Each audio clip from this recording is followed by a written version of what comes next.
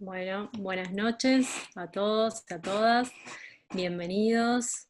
Hoy estamos realizando el tercer laboratorio de reflexión en qué estoy, en qué estamos, en este formato virtual del 2020.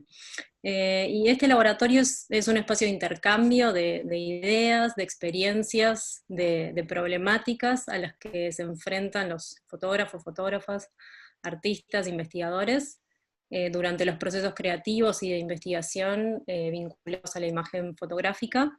Y la idea es justamente poder compartir proyectos que estén en proceso, que estén trabajando actualmente y contarnos sobre cuáles son las dificultades que aparecen en ese camino. La dinámica de este laboratorio es que desde el CDF invitamos a una persona, un fotógrafo o una fotógrafa, esa persona indica la segunda y la segunda la tercera, y de esta manera intentamos también ampliar nuestro conocimiento sobre los actores del medio local. Bueno, le vamos a dar la bienvenida a los tres invitados del día de hoy, a Pablo, a Andrés y a Clarisa, y le paso la palabra a Emanuel, quien va a estar moderando este encuentro, para comenzar con las presentaciones. Bueno, Vicky, muchas gracias. Bueno, extiendo el saludo y la bienvenida para todos y todas. Muchas gracias por estar ahí del otro lado con nosotros en esta nueva actividad, en este nuevo laboratorio de reflexión. Y lo mismo, ya de entrada quiero darles la bienvenida y saludar a Pablo, a Andrés y a Clarisa. Así que, ¿cómo están? Muy bien, Muy muchísimas bien. gracias por la invitación. Gracias. Sí, muchas gracias. Bien, como bien dijo Vicky, la idea es poner un poco en contraste estos proyectos que de alguna manera están siendo ejecutados y pensados en estos momentos. Y vamos a seguir un orden, obviamente, para que esto sea más ordenado.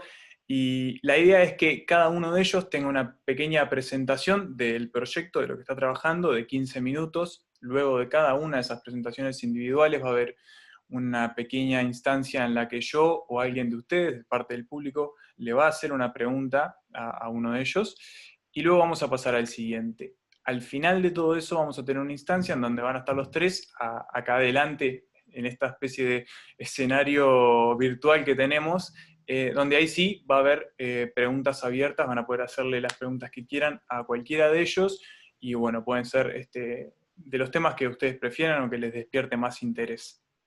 La idea en ese momento, en el momento de las preguntas, es que ustedes escriban su nombre en el chat o, de lo contrario, le escriban a Mauro Martela, que es quien estaba dando la bienvenida al principio, para que nosotros, en el momento en que podamos hacerlo, le habilitemos el micrófono a ustedes y ustedes mismos les hacen la pregunta a ellos, así, bueno, se da esa interacción.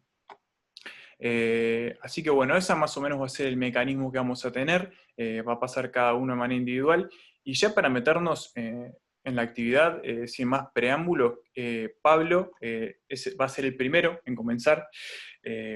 Por si alguien no lo conoce, lo introduzco brevemente. Pablo es fotógrafo desde la década de 1990, trabajó en prensa en Uruguay entre 2002 y 2006, y en 2007 recibió una beca del gobierno francés para realizar estudios de fotografía en Francia. A lo largo de su carrera ha expuesto en salones y galerías privados de Uruguay, Francia y otros países, y en 2013 fue nombrado miembro artista de la Academia de Francia en España.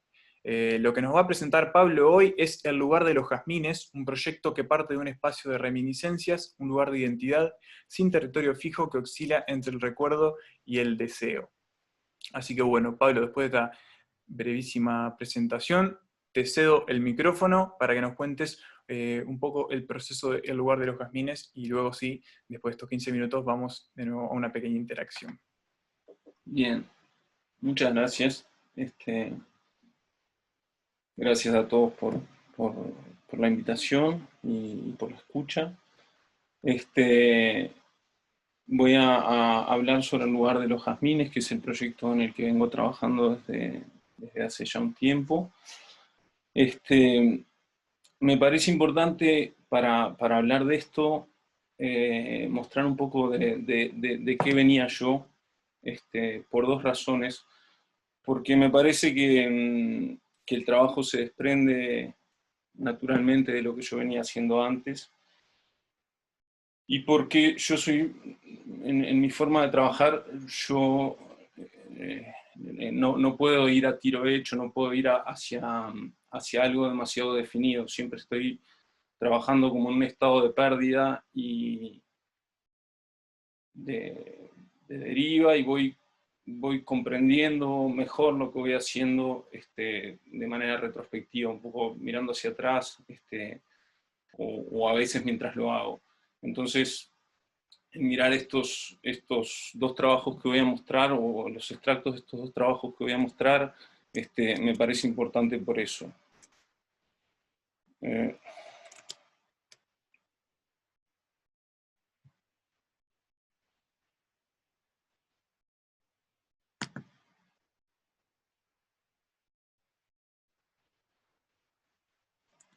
¿Se ve? Ahí se ve la carátula. Sí, ahí estamos viendo, sí. Perfecto. Lo que voy a mostrar son dos extractos de dos series en las que trabajé antes. La primera es Mars, que es un trabajo que yo hice entre 2011 y 2013. Y luego voy a mostrar otro trabajo que se llama MAD. Y un poco lo que me parece importante de estos trabajos es que los dos tienen una misma lógica, que es la de consagrar un tiempo determinado a un territorio geográfico. En este primer caso, Mars es un trabajo que yo hice sobre el territorio de Marsella, que es la ciudad donde vivo desde 2011. Yo me vine para acá para hacer este trabajo. Estaba viviendo en Arles y en un momento estaba muy tentado con esta ciudad. Y me vine y me instalé acá para hacer esto, ¿no? Estuve 2 años trabajando en esto hasta que en 2013 tuve una beca de la Academia Francesa para irme a España un año, a Madrid. Hice el segundo, ahí trabajé la segunda serie que aparece, que es MAD. Y un poco lo que me parece importante es que en los dos casos son dos ciudades que me parecen, por las que tengo un afecto muy especial y que me parecen importantes a mí, pero mi intención no era la de trabajar sobre la ciudad directamente. O sea, la ciudad o el territorio eran una forma de excusa, como si fuera una tela en blanco, para trabajar otras cosas, ¿no? En ese momento a mí, y yo creo que va a seguir siendo así también, me parece que el tener un territorio me ayuda mucho a ordenarme, ¿no? Como mi trabajo de por sí es bastante desordenado, caótico, o viene de una cuestión yo necesito entrar como en un estado de pérdida, el hecho de delimitarlo de alguna forma en un territorio me permite una cierta organización, ¿no?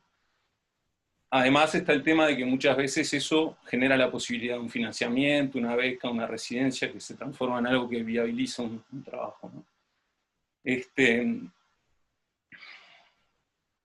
Voy a dejar un poco las imágenes.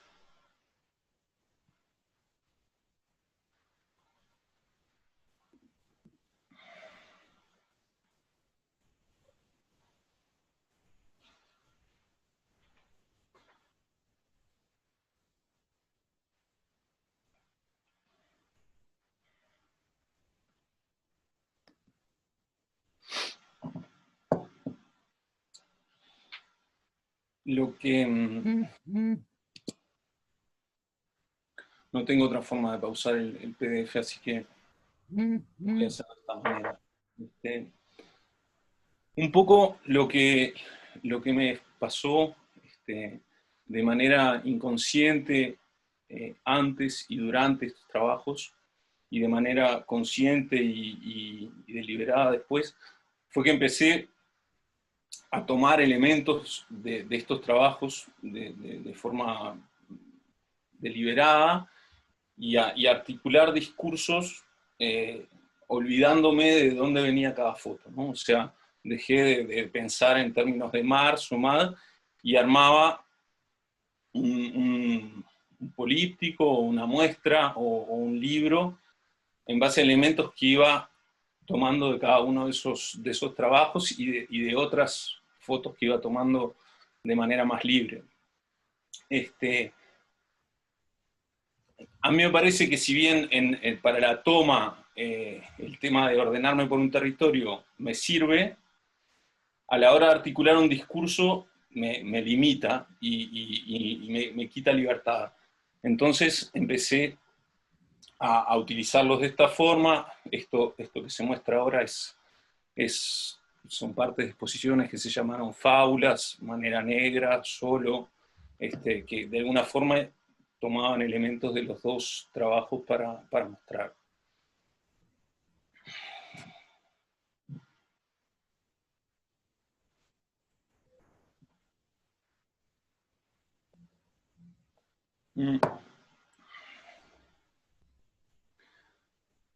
Un poco esto... Perdón, estoy un poco nervioso y hace mucho calor aquí. Voy a volver a tomar.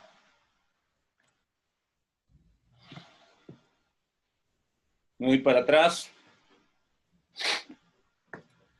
Hay dos preguntas que surgen dos cosas que yo me doy cuenta. Una es que hay un hilo conductor en todo esto, y la segunda es, empiezo a dar un hilo conductor y empiezo a ver que me interesa hacer eso de tomar elementos y hacer armar un discurso aparte de esto, ¿no? Entonces, me interesa identificar cuál es el hilo conductor que está detrás de estas imágenes, y llego a algo que para mí es importante y muy revelador, que es que la presencia de un imaginario que para mí tiene que ver con el espacio simbólico del arrabal. ¿Ah? Entonces, a partir de ahí, hay dos preguntas. Yo termino estas dos series, tengo un periodo de pausa, genero muestras, genero exposiciones, y empiezo a preguntarme sobre qué voy a trabajar en el tiempo que sigue, ¿no? Entonces, en el análisis de este trabajo aparece ese espacio simbólico, que es a la vez un espacio de reminiscencia, que es a la vez un espacio de anhelo, en el que yo deseo estar, y entonces empiezo a decir, bueno, está eso por un lado, ese espacio que yo no es muy claro, no es muy definido para mí, de dónde viene, por qué aparece, y aparece la cuestión identitaria, ¿no? Yo viviendo afuera, en Francia, y la pregunta de qué es lo que a mí me define como fotógrafo, como persona, como artista, que me diferencia de la sociedad en la que vivo, ¿no? Y aparece ese espacio del arrabal como una cuestión también muy identitaria, ¿no? También estas fotos que se muestran ahora son de las primeras fotos, las fotos que yo hacía mientras todavía estaba en Uruguay, y el análisis de estas fotos también para mí me devuelve ese hilo rojo de alguna forma de ese espacio simbólico que, o sea, hablo del arrabal como un espacio realmente, como un espacio realmente simbólico y resignificado, ¿no? A mí el arrabal, en términos de lo que fue en sí, me parece algo muy lejano, ¿no? Pero hay algo de esa poesía del tango, de esa resignificación, de los escritores que trabajaron en el arrabal, que me parece muy, muy interesante, y que me pareció una cosa que yo quería particularmente empujar, ¿no? Entonces, empiezo a pensar en eso, descubro este texto del que pongo un extracto, que es un texto de Cancino Sassen sobre Borges y la presencia del arrabal en la literatura, que me parece sumamente revelador, porque me permite a mí entender un poco más cómo yo puedo tirar de ese imaginario del arrabal para hablar de otras cosas que yo tengo ganas de hablar, ¿no?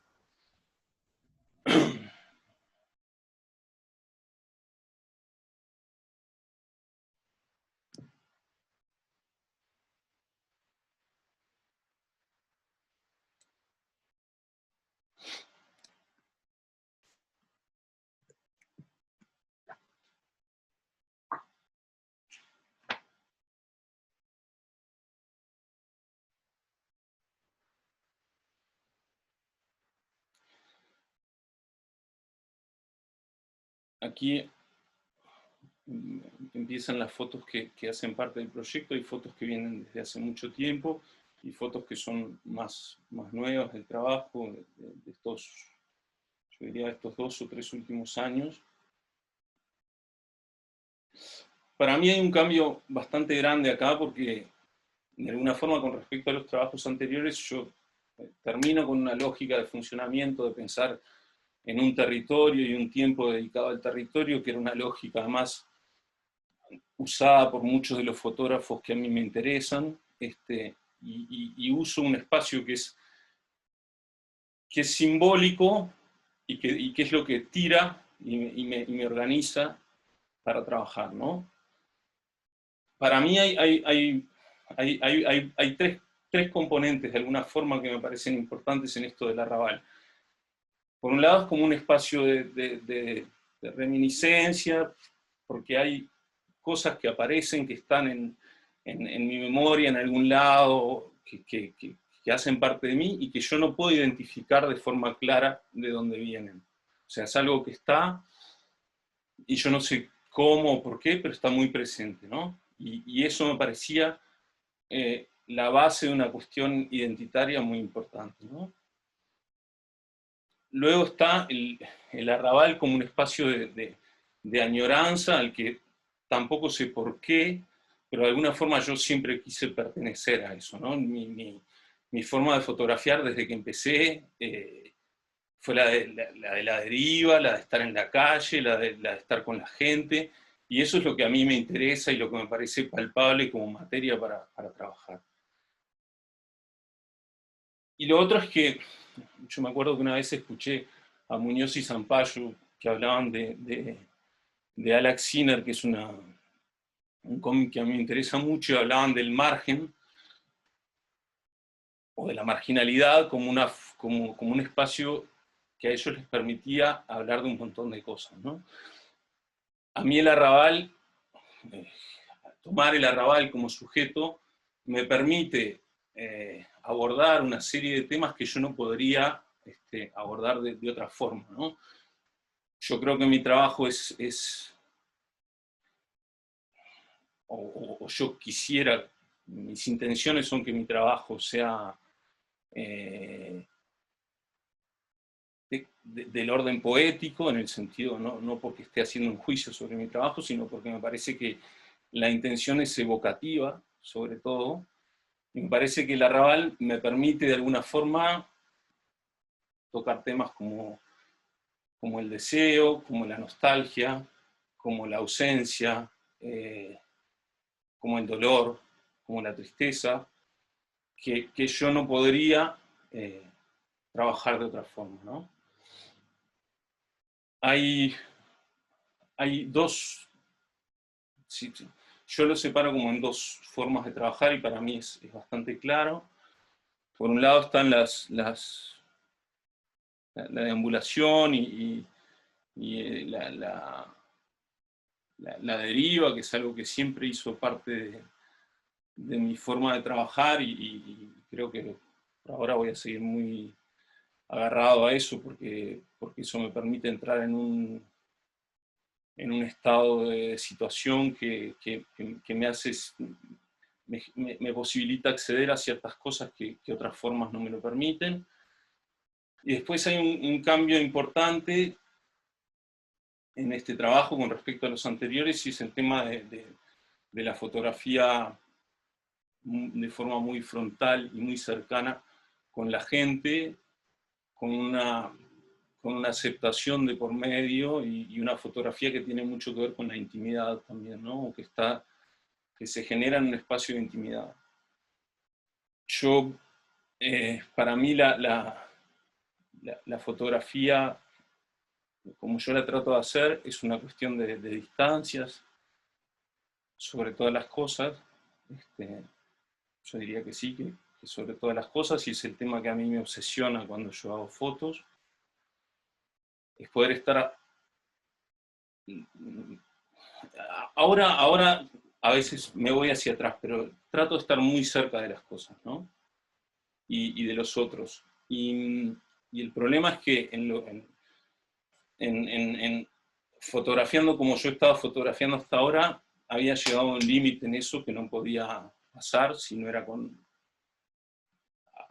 contando con la aceptación del otro, ¿no? O sea, pactando, hablando, y asumiendo también una presencia mía, que era la de decir, bueno, no me escondo, no soy invisible, sino que estoy con toda mi presencia, ¿no?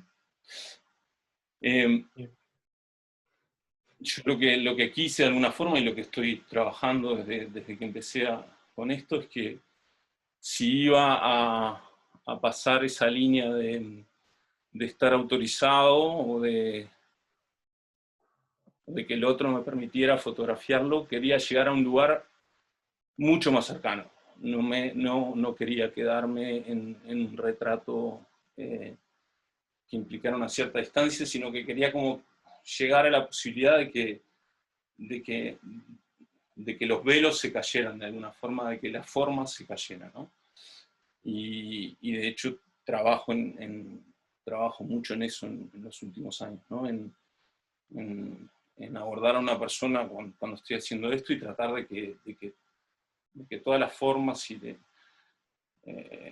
entre los dos puedan caer, ¿no? Y fotografiar ahí, que es un lugar que me parece de una fragilidad y de un... No sé no sé si cabe mucho ponerle palabras, pero me parece un lugar muy especial para estar y para trabajar, ¿no? Bien. Pablo, te quería preguntar, antes que nada quiero decir que si alguien quiere hacerle una pregunta ahora en esta breve presentación, después de esta presentación, que de paso, Pablo, te agradezco en el nombre de todo el CDF y los participantes, porque fue muy interesante. Si alguien quiere hacerla, recuerden, escribe en el chat o le escribe a Mauro Martela y le damos pie para que se la pueda hacer.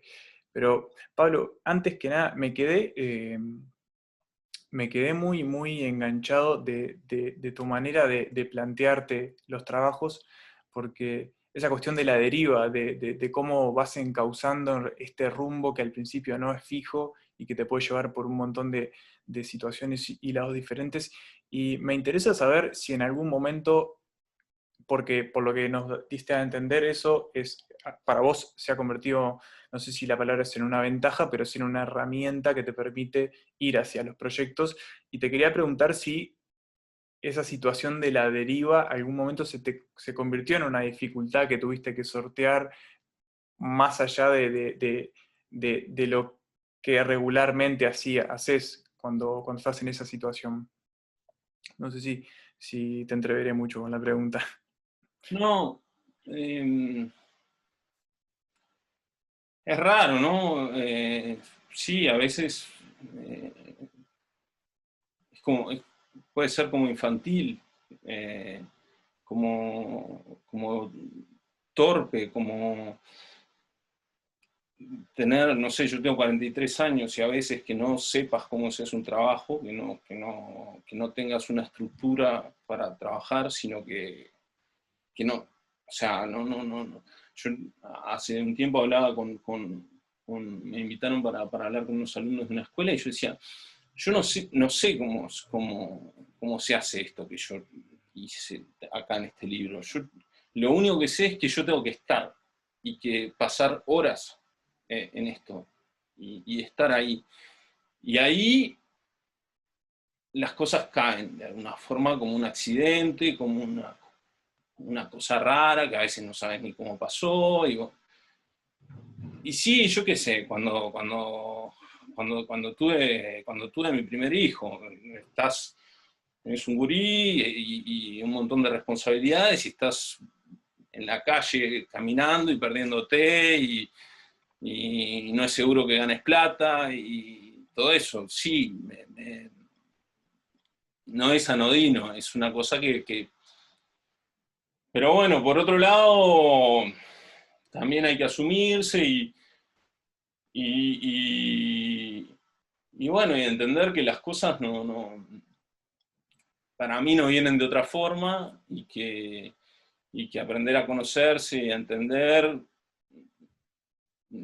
ese tipo de cosas ayuda también. Yo qué sé, yo trato de tener un margen, un margen no, una manera muy honesta para conmigo y mi trabajo y bueno, tal, y lo que me pasa es que yo no puedo o sea, yo no puedo definir como un cono e ir hacia algo, ¿no? Yo como que voy salpicando, tomando elementos de acá, elementos de allá, y después uniendo, que es más o menos lo que traté de hablar ahora, ¿no? ¿Por qué yo llego a lo del arrabal? ¿Por qué yo qué sé? No sé, a mí por momentos me hablaban me preguntaban quién eran mis referencias, y yo hablaba mucho de Citarrosa, por ejemplo. ¿Y por qué Bueno, Citarrosa? eso justo te iba a preguntar sobre esas referencias que por ahí lo dejaste entrever, pero no habías profundizado eso. Citarrosa fue una de ellas, entonces.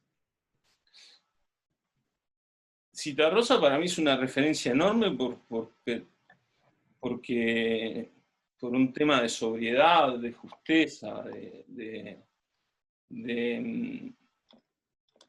de sensibilidad, que, no sé, cuando Citarrosa le habla a su guitarra, yo quisiera pedirle las mismas cosas a lo que yo hago, por poetas que no se le escapa nada, que no, nada se le desliza, ¿no? Para mí es como muy...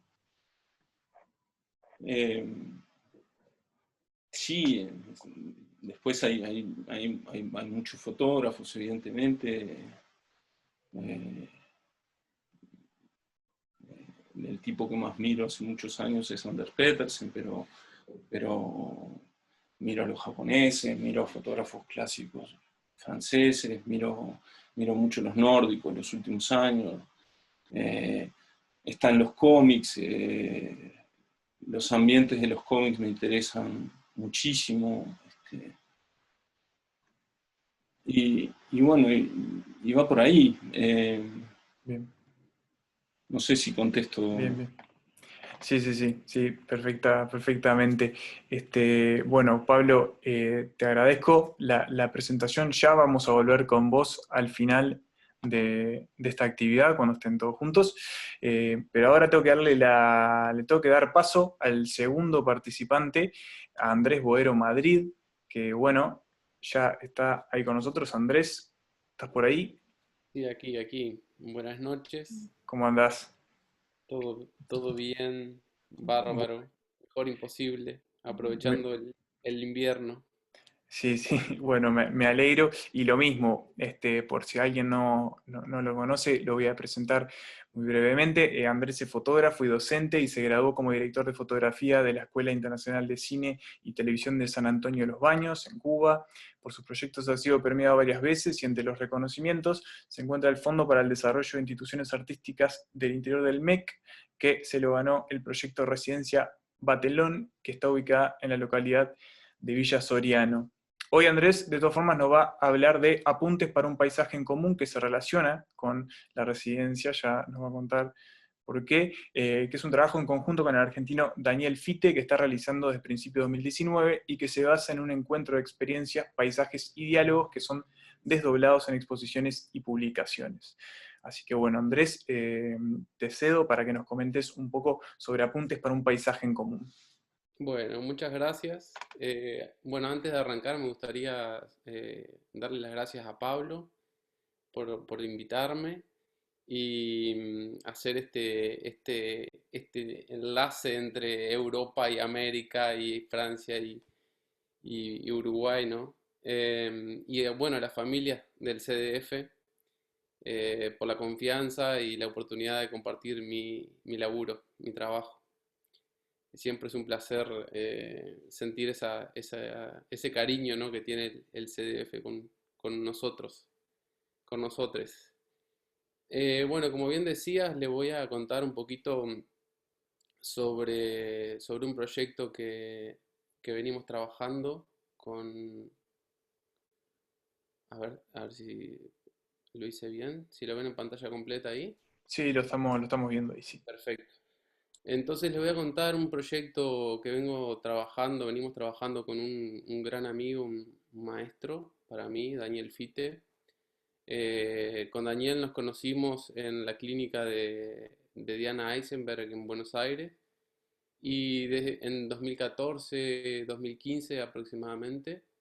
Y desde entonces, bueno, como sentimos que de cierta forma entrábamos al trabajo, a nuestro trabajo artístico de un punto bastante similar, ¿no? Desde un lugar bastante común. Ambos trabajamos en relación a nuestros paisajes. Ambos vivimos en pueblos, él en un pueblo que se llama Sierras Vallas en el sur de la provincia de Buenos Aires. Y bueno, y yo, como bien dijiste, en Villa Soriano, que bueno, para la que no conocen, es un pueblo que está sobre las costas del Río Negro, que tiene aproximadamente 800 habitantes. Acá llevo adelante, junto con Clarisa, llevamos adelante un proyecto de residencias artísticas que se llama Residencia Batelón. Y siempre usamos la herramienta del MEC, fondos regionales, para llevar adelante nuestros trabajos, como también trabajos de artistas invitados. Apuntes para un paisaje en común tiene tiene como punto de partida, les voy a compartir, a ver, acá, esto sí. Tiene como punto de partida, ¿está en pantalla grande ahí? Sí, sí, sí. Lo estamos Perfecto. viendo en pantalla grande. Le voy a mostrar el mapa donde está Sierras Vallas, para que más o menos se ubiquen. Sierra Vallas es un pueblo minero, está rodeado por mineras. Fue un lugar donde se hizo una de las primeras fábricas de cemento de Argentina. Y ahí pueden ver más o menos a la distancia que está Sierras Vallas y Villa Soriano. Y prácticamente lo que nos separa, o aquello que más geográficamente nos separa con Daniel, es obviamente la presencia del río, ¿no? Y el delta del Paraná y el río Uruguay, ¿no?, que son como los grandes venas ahí que nos separan. Entonces, en línea recta, el otro día lo medí porque no lo había hecho. Estamos a 450 kilómetros, que aparentemente no es nada, pero para llegar de un pueblo al otro hay que tomar varios ómnibus y se demora más de 15 horas en llegar de un lado al otro. Entonces, bueno, acá es Villa Soriano, está Villa Soriano, ahí. Nosotros separamos el trabajo como en dos experiencias, una que fue en el 2019, inicio del 2019. Él me invitó a su casa y en su casa trabajamos lo que sería su paisaje. Yo no conocía Sierras Vallas y siempre me pregunté, bueno, ¿cómo sería trabajar en el paisaje en otro paisaje que no sea el mío? Porque desde que empecé a trabajar, si bien soy director de fotografía, en mis cuestiones más autorales la había trabajado en relación a Villa Soriano, las islas y esta geografía. Entonces, qué mejor que arrancar a tener otra experiencia en otro paisaje completamente diferente que arrancar con un amigo, ¿no? Y compartir su abordaje, ¿no? En su lugar. Entonces, eso fue en 2019 y hicimos una exposición en el Centro Cultural San José, que más adelante se las voy a mostrar. Ahora me gustaría comenzar a hablar para poder explayarme tranquilamente, que es lo último que estamos haciendo. Ahí lo ven en pantalla completa. Sí, lo vemos en pantalla. Perfecto. Le voy a compartir la experiencia en Uruguay. Como les decía, la mitad fue hecho en Sierras Bayas y la otra mitad fue hecho en Uruguay. Nos juntamos en febrero de este año o en marzo de este año. Tuvimos la suerte y el privilegio de que nos acompañe en este proceso nuestra maestra, Diana Eisenberg. Vino para acá. La idea de este proceso era entrar en contacto con el paisaje.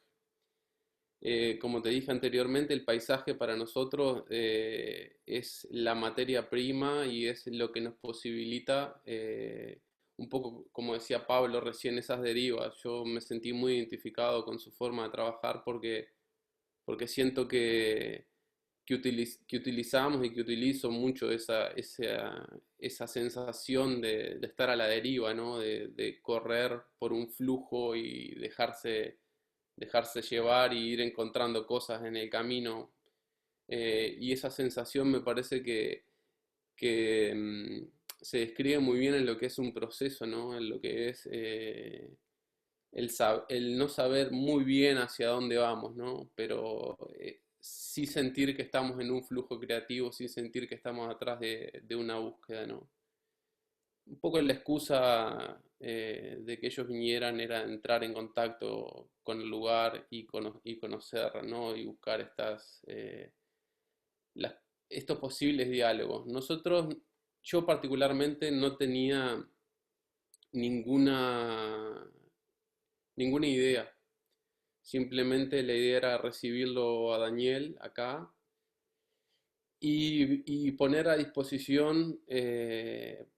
disposición, que es un poco lo que hago generalmente con la residencia, ¿no? Recibimos a los artistas acá y un poco me quedo a disposición de los artistas para que me cuenten cuáles son sus intereses, cuáles son sus búsquedas, cuáles son sus líneas de investigación y un poco articular eso con el pueblo, con la geografía, con los pobladores de Villa Soriano, con la gente, ¿no? Y a partir de eso generar contacto con el paisaje, generar contacto con las historias, con la memoria de la gente en el pueblo, en fin, es la excusa, es la excusa para que empiecen a pasar cosas, ¿no? Entonces, estas fotos que les voy a mostrar, que están viendo, fueron imágenes que fueron apareciendo en esto cuando salíamos al territorio, ¿no? Nos llamaron la atención estas imágenes que aparecían, parecía que alguien había venido y la había dibujado.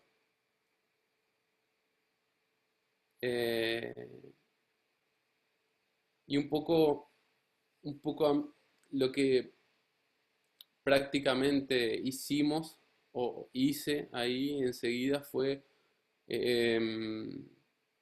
casi jugar, ¿no? Sin saber absolutamente qué es lo que estábamos haciendo, seguir un poco lo que proponía la experiencia, que era, bueno, casi como hacer jugar, ¿no? Diseñar. Esto es una pequeña intervención que hizo Daniel sobre las marcas. Y un poco a partir de eso empecé a jugar, a ver qué pasaba, ¿no? Con la excusa de empezar a mover el motor, ¿no? De que empiecen a pasar cosas. Obviamente que esto yo siento que no terminó en obra, o por ahora no lo veo claro, pero sí me sirvió a mí como para empezar a mover algo, mover el mecanismo, ¿no? y empecé a hacer esta especie de movimientos, ¿no? De registros en la arena, eh, a caminar, un poco motivado por esas formas, ¿no? Esto es en otro lugar, esto es cuando salimos a caminar ahí en una de las islas, nos encontramos con esto que parecía casi como un altar, ¿no? Parecía casi como una cosa religiosa ahí puesto ahí en el medio de la nada. Estábamos en una isla donde prácticamente no había nadie, a kilómetros a la redonda, ¿no?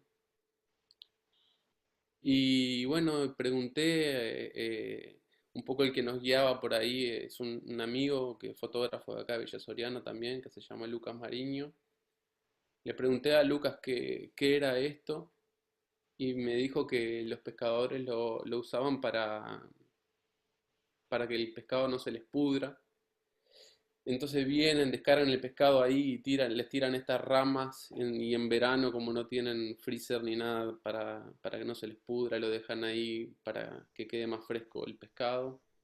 Un poco motivado también como por esto y que parecía casi como un círculo, ¿no? Casi lo que venía jugando, empecé como a experimentar, de emular un poco este movimiento casi em, que aparece mucho en el círculo, aparece mucho, no sé si me están viendo en mi cámara, pero allá arriba tengo una foto de un proyecto anterior que se llama que también es una fogata, también es un círculo en el suelo, entonces es una forma, el círculo siempre es una forma que me llama, ¿no? Y esa imperfección que puede llegar o no puede, pero no es un círculo perfecto, esa cuestión media natural, que se da naturalmente, casi como un orden natural y al mismo tiempo un orden súper racional, ¿no?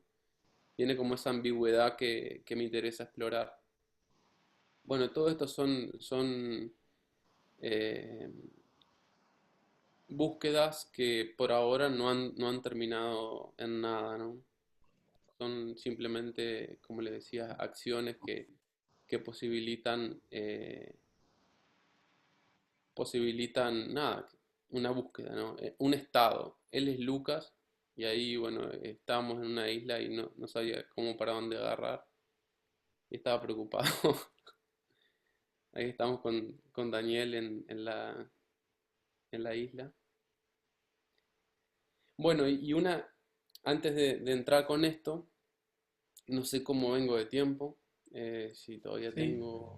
te quedan, sí, entre 5 y 10 minutos. Tal, buenísimo.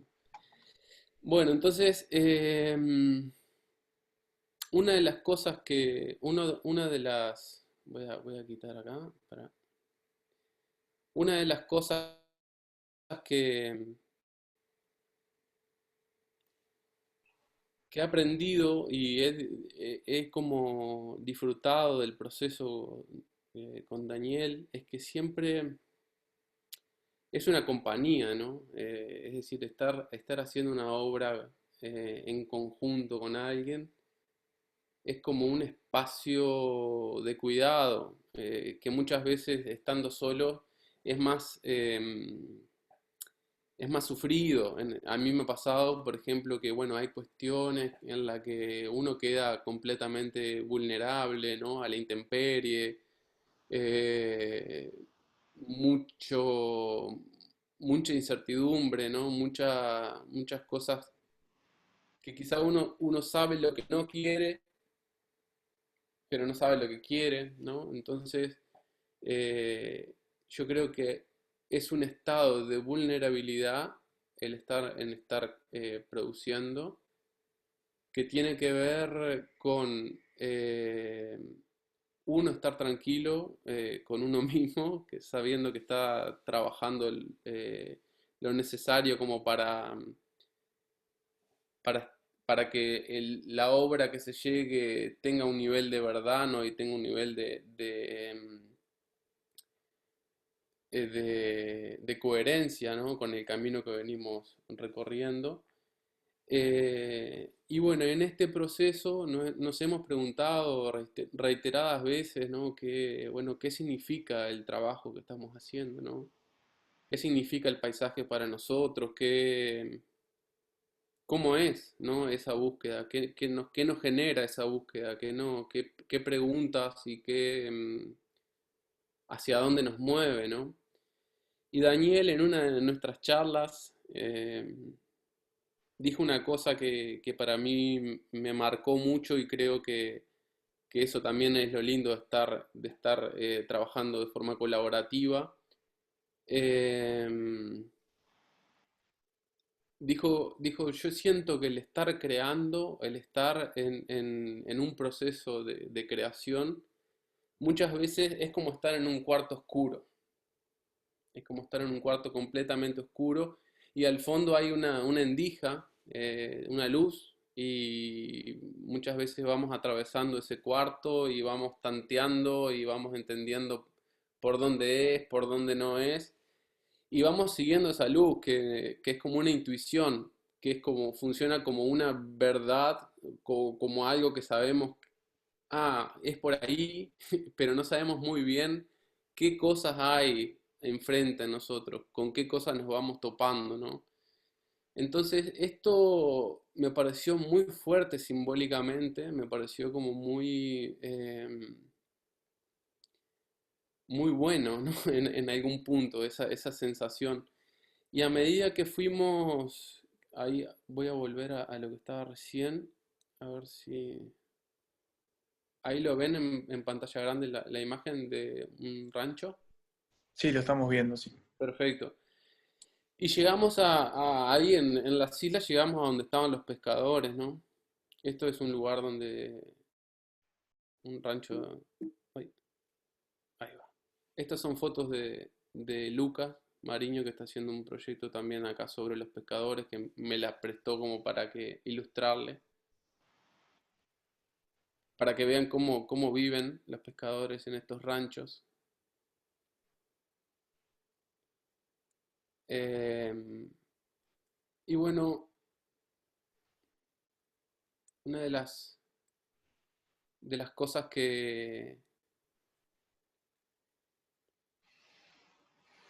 una de las cosas que vi mientras estaba con Daniel fue esto, ¿no? Estamos adentro de un rancho, un pescador, y vi esa luz filtrándose ahí, ¿no? Y enseguida me hice un paralelismo con lo que decía Daniel, ¿no? De esto de seguir la luz, de seguir la indija. Y fue ahí que surgió un poco la idea de hacer una cámara oscura inspirado en los ranchos estos, ¿no? En las construcciones de estos ranchos. Y ahí he empezado a investigar con ellos, bueno, qué metodologías utilizan, qué palos, cómo los ponen, qué materiales. Y la idea es generar en algún momento, que todavía no lo he hecho, por ahora está en proyecto nomás, generar una cámara oscura ahí en el medio del monte y, y bueno, y ver cómo este monte se va proyectando, ¿no? En un lugar que es prácticamente inaccesible o hay que querer ir al medio del monte para tener la experiencia de ver esta imagen que se proyecta, ¿no? Entonces, aquí me parece que el acto fotográfico es un acto utópico en algún punto, ¿no? Esta creación de la imagen. Y como símbolo me gusta mucho esta imagen de la naturaleza completamente, completamente salvaje en algún punto, ¿no? Entonces siento que todavía estoy en ese proceso, todavía estoy abierto, como quien dice, no le he dado la vuelta y no sé cómo continuará esto, pero bueno, un poco ese es el proceso. Y antes de terminar, no sé si estoy bien, me Sí, gustaría como hacer. Si podés, podríamos ir redondeando, sí, sobre todo para que quede espacio Dale, para el final, para la instancia final de las preguntas, que es perfecto. Dale, entonces lo puedo dejar por acá, estoy bien. bien, perfecto. No, una de las cosas que teníamos para decir, eh, Andrés, es que está con nosotros acá en este encuentro, está Daniel Fite, que bueno, quería saludarlo también, él es parte de este proyecto, y quizás preguntarle a él brevemente cómo lo ve desde el otro lado, ¿no? Que brevemente tengamos ese vistazo desde la otra punta. No sé, Daniel, ¿qué te Sería una parece si belleza, Dani, te prender el micrófono. No sé habilitamos si tenés brevemente el posibilidad. micrófono y a ver si... Es probable que no tenga el micrófono Ah, porque... bien. Ah, sí, viste, No no. tiene micrófono. Bueno, quedará para otro momento. No, hablabas un poco no hay problema, Daniel, pide disculpas ahí por chat, no pasa nada. No, Andrés, una de las cosas que es una de las cosas últimas que dijiste, pero que está bueno como ahondar, es esto, el futuro del proyecto, más allá de que tenés como ciertas ideas, ¿hay alguna que se imponga más que otra? ¿Cómo lo trabajan desde ese punto? Bueno, concretamente estamos trabajando en una publicación. Nosotros vamos a recopilar todo lo que fue la experiencia en Argentina y todo lo que es Bien, la experiencia en Uruguay y vamos a trabajar en una publicación bueno, es parte de lo que es el fondo regional, ¿no? ujú, bien, bien. ¿Y cómo piensan encararlo? ¿Cómo ya han delineado un poco esa publicación? ¿Cómo están en eso? Bueno, está completamente abierto, ¿no? En este momento, lo que sabemos hasta el momento es que tenemos el privilegio de tener un texto de Diana que habla, nos conoce y habla sobre nuestro trabajo. Y bueno, formalmente vamos a dividir el libro en la mitad y la mitad vamos a trabajar nuestro vínculo con nuestra experiencia en lo que fue Sierras Vallas y la otra mitad lo que está haciendo en Villa Soriano, con algunos apuntes que fuimos sacando durante el proceso y cuestiones más en relación a cómo nos relacionamos con nuestros paisajes, ¿no? Un poco más de reflexiones, bocetos y ese tipo de cosas que tienen que ver con el proceso, ¿no? Bien, bien. Bueno, Andrés, muchísimas gracias por esta presentación. Te dejamos por unos minutos, pero no nos vamos de Villa Soriano, porque ahora le vamos a dar paso a Clarisa Huariglia. Clarisa, ¿estás por ahí? Hola, ¿Cómo ¿cómo va? andás? Bien. Bueno, de nuevo, la presento brevemente. Clarisa es productora, es cineasta, gestora, fotógrafa, y bueno, junto a Andrés, quien nos acaba de dejar, es una de las impulsoras, otra de las patas de la residencia Batelón para artistas en Villa Soriano, que bueno, su proyecto también está arraigado en ese pueblo, en un pueblo que es histórico en Uruguay, no sé si se llegó a mencionar en la presentación, pero tiene que ver con este proyecto de Clarisa, es el pueblo más antiguo del país, porque bueno, justamente el proyecto de ella, denominado Baúl, se aboca a la investigación, preservación y difusión de fotografías analógicas encontradas en los hogares y depósitos públicos de este pueblo, el más antiguo del Uruguay. Estos registros, como las ruinas que componen el paisaje local, nos llevan a reflexionar sobre el vínculo entre la memoria colectiva de un pueblo y la formación de identidad. Así que bueno, con Baúl, Clarisa, te doy pie para que bueno, nos comentes un poco sobre este proyecto. Bueno, muchas gracias. Para que voy a cambiar acá, si no me veo a mí y no veo a ustedes. Así siento que estoy hablando con un público.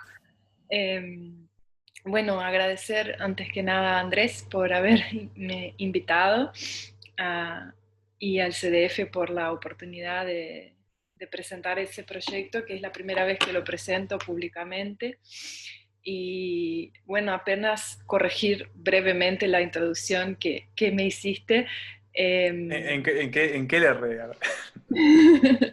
No, estuvo bien en Ah, bien. realidad. que nada, no me considero fotógrafa porque no lo Ah, soy. bien, bien. Y como es un espacio de fotógrafos y fotógrafes,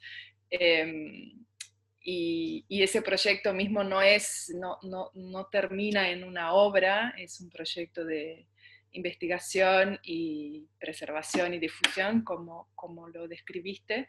Yo vengo del audiovisual, soy productora, soy formada en cine y en periodismo, pero bueno, y vengo de Brasil, no soy uruguaya. Hace 8 años que vivo en Uruguay y trato o sea, con mi trabajo hago producción en cine, televisión, básicamente, y desde que vivo acá gestiono junto con Andrés ese proyecto de Residencia Batelón, que de alguna forma me permitió producir en otras áreas que no solo el audiovisual. Y por ahí como que entré un poco en el campo de las artes visuales, pero siempre desde un lugar, un lugar creativo, pero desde como una mirada más general y no tan para una creación de obras, sino que permitir que las cosas circulen y se hagan, ¿no? Entonces, ese proyecto Baúl, en realidad tiene mucho que ver con la residencia porque él deriva bueno, un proyecto previo que realizó Andrés, que contaba de que fue en 2015, creo, que fue en el momento como que encontramos esas fotografías en el pueblo. Y esas imágenes encontradas en hogares y en depósitos públicos, que llamo depósitos públicos, es específicamente un museo comunitario que hay acá, que se llama Casa Marfetán, que es un museo muy interesante porque es un museo comunitario hecho por donaciones de las personas que viven acá, de objetos y cosas encontradas, cosas antiguas. Y es muy pintoresco ese museo, tiene muchas cosas interesantes y bueno, revela mucho lo que es Villa Soriano, como decías, que es un pueblo que tiene como una carga histórica muy fuerte y que más allá de como la importancia de la histórica que tiene, hasta hoy tiene como una energía, ¿no? que se encuentra al pasear por las calles de Villa Soriano. No es un pueblo que está de paso, hay que querer venir hasta acá para llegar, o sea, está en el kilómetro cero de la ruta, o sea, no es que estás entre un pueblo y otro y pasás y, qué interesante, sino que tenés que querer venir hasta acá y, y tiene un pasado de mucha resistencia, ¿no? Fue bombardeado, en fin, toda la historia de la villa tiene mucho que ver con esa palabra resistencia. Y lo que vemos en el pueblo hoy son vestigios de ese pasado que están muy presentes en las casas, en las ruinas, porque hay muchas casas abandonadas, y yo creo que en los relatos de las personas también está mucho esa nostalgia del pasado, ¿no? El pasado que está dentro de las personas, más allá del paisaje.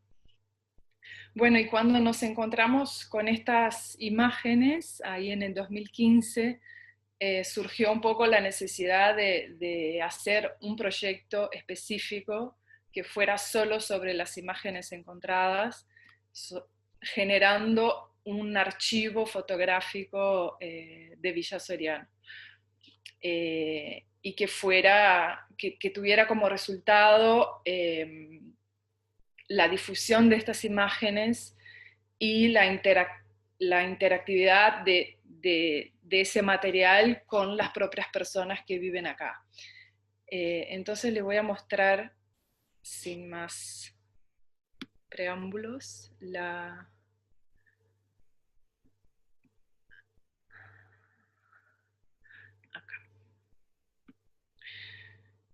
Em,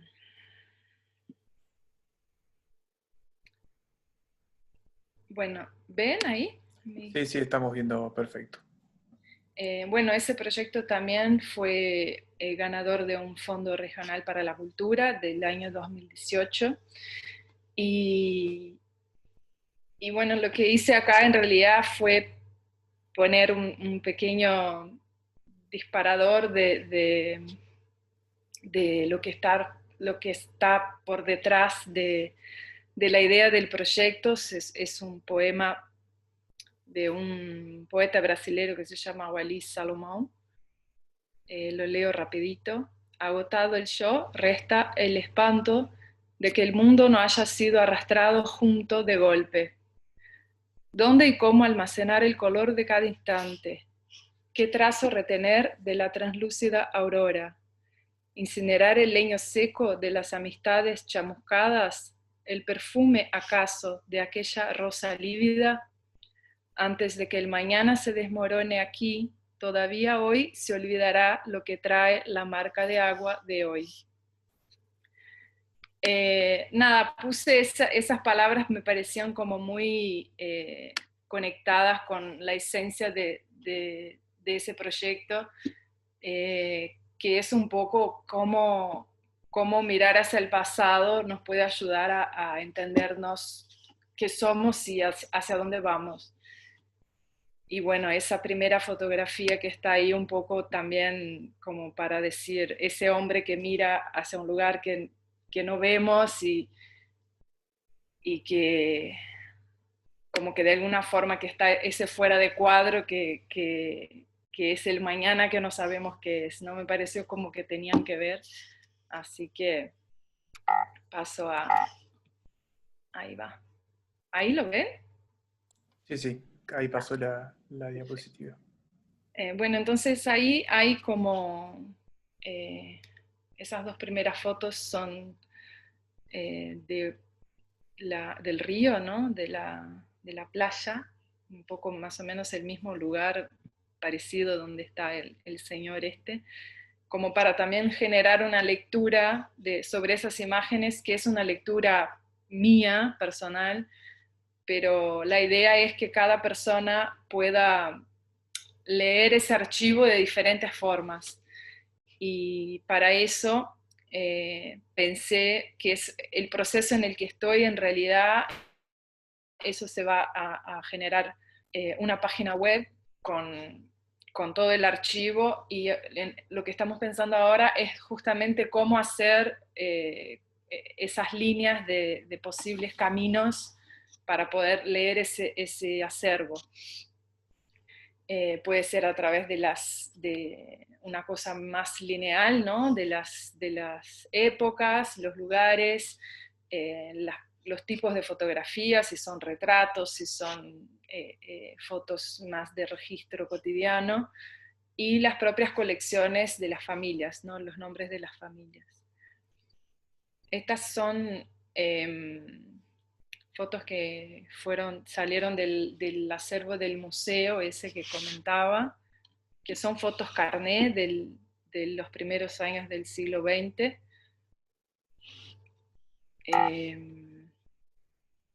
Ahí sigue un poco esa onda. Ellos tienen, además de las fotos, los negativos, y tienen esas fichas de identificación civil que me parecieron muy curiosas porque tienen mucha información sobre rasgos étnicos, si el nariz, qué formato tienen, las orejas, el color de piel. Ese lo elegí curiosamente porque dice profesión prostituta y es una mujer nacida en el 1900. Bueno, de ahí vamos a una cuestión más, las fotografías clásicas de estudio, ¿no? Del inicio del siglo, que la gran mayoría que tenemos son fotografías de la familia Galarza, que es una familia importante acá del pueblo, que bueno, en esta época no debería ser barato sacarse fotos en estudio, entonces son familias que tenían más plata. La familia Galarza es de un militar, ¿no?, que participó ahí de los hechos históricos. Esa notita, ese mensaje que está escrito a mano, tiene fecha también de 1904, o sea que está muy bien preservado, a pesar de los materiales rotos ahí, que también demuestran como la pérdida un poco de ese material, que es casi inevitable.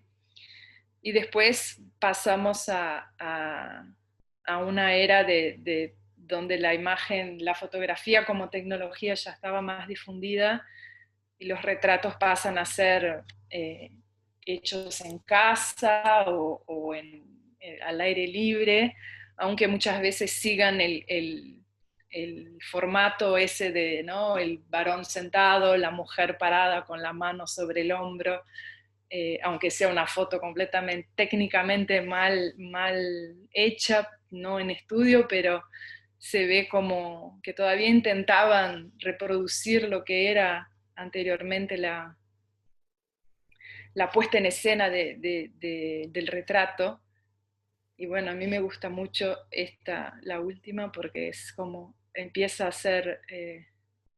a tener un elemento de gracia y no lúdico del señor que pone la manito atrás de la señora. Bueno, ahí también retratos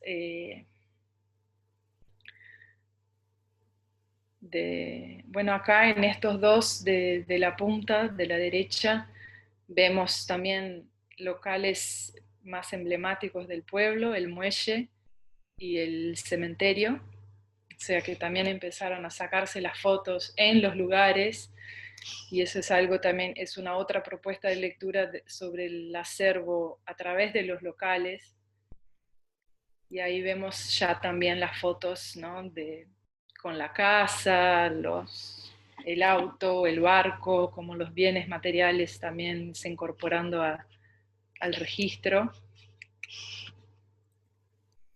Y bueno, y ahí ya toda un mosaico de registros cotidianos, costumbres, campo, río, en fin, personas riéndose, ya no era tan formal la cosa, tomando vino, yendo a la playa.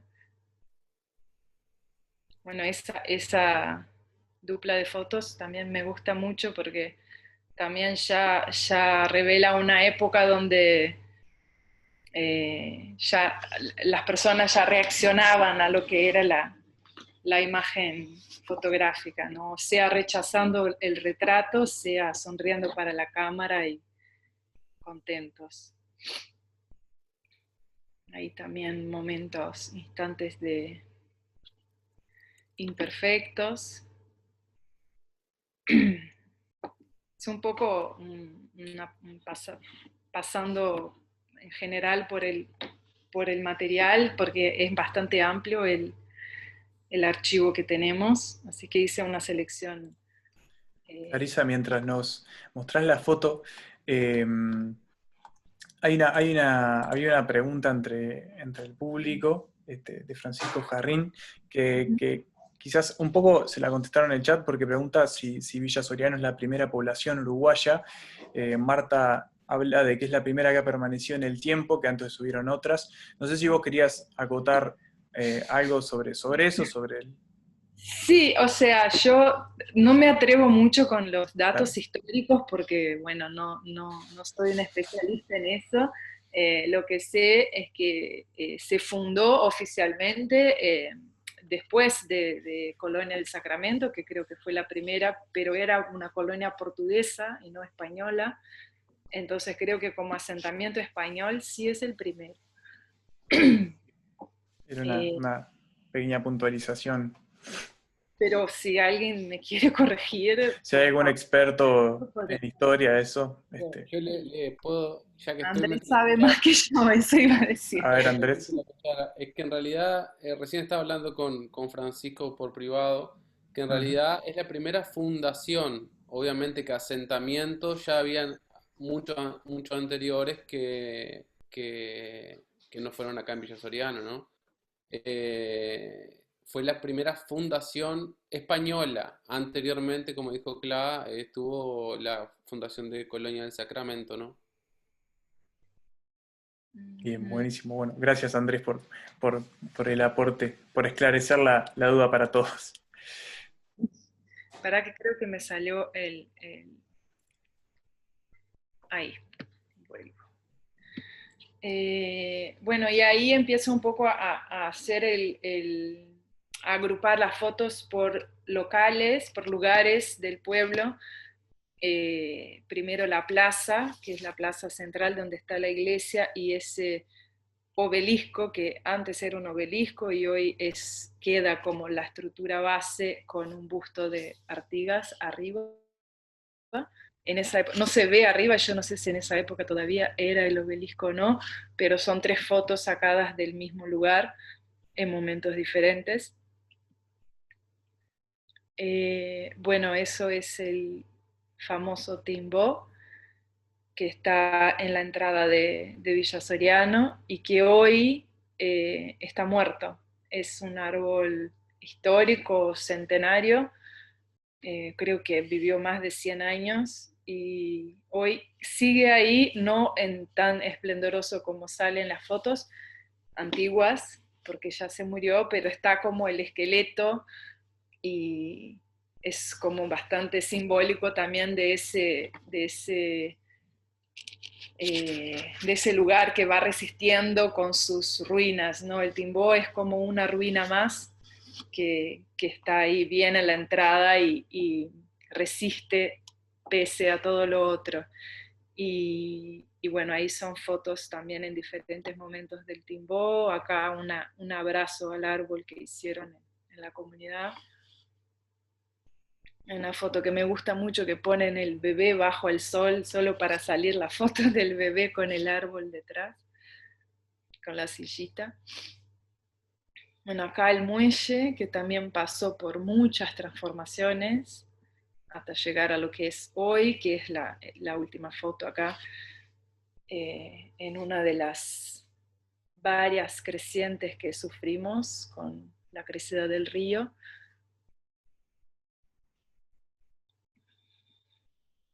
Y acá por último también lo que le llaman la islita, que es como la zona de playa, de pesca, donde la gente va a pasar el tiempo y disfrutar también en diferentes momentos. Bueno, es eso, no sé cómo voy de tiempo. Si... Sí, estamos ya terminando, Terminando. llegando al límite, pero bueno, Clarisa, muchísimas gracias por la presentación. De nuevo, si tienen preguntas para ella, escriben su nombre en el chat o escriben que tienen una pregunta y le damos paso y se la hacen ustedes por el micrófono. Pero tenemos una pregunta de nuestra compañera Vicky Ismac, que en este momento te damos paso de audio, Vicky. Hola, sí. Una preguntita para Clarisa, que nos cuentes cómo fue el proceso de recolección de ese material de archivo, cómo llega a vos. Sí, lo había dejado acá para el final, para si hubiera tiempo, hablar como me decían de hablar de los desafíos. Y bueno, como decía, el proceso se derivó de una investigación preliminar que Andrés ya había hecho en 2015 en su proyecto UN.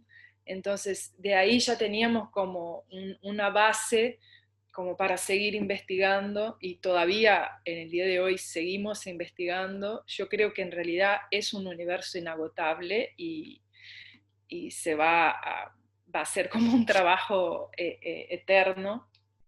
Y no fue fácil porque, bueno, de alguna forma,